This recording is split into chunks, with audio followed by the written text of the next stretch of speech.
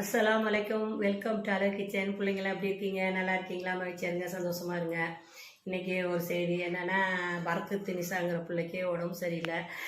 Kidney பிரச்சனையால் dialysis பண்ணிகிட்ருக்கா. அவள் நல்லா ஆகணுன்ட்டு எல்லோரும் துவா செய்யுங்க. நானும் செய்கிறேன். நீர்ச்சி ஹயாத்தோட அவள் பிள்ளைக்கு துணையாக நீர்ச்சி ஹயாத்தோட இருக்கணும்னு துவா செய்யுங்கம்மா. நானும் செய்கிறேன். இன்றைக்கி அவங்க அம்மா என்ன பண்ணா, சோறு கொடுங்க 3 பேருக்கு அப்படின்ட்டு காசு கொடுத்தாங்க.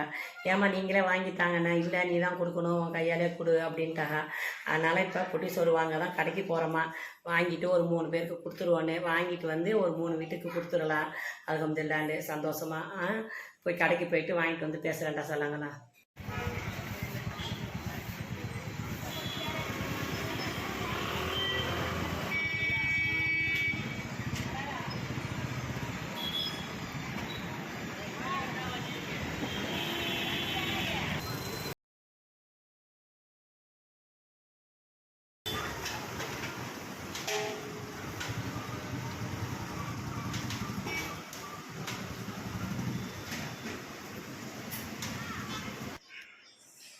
அஸ்ஸலாமு அலைக்கும்.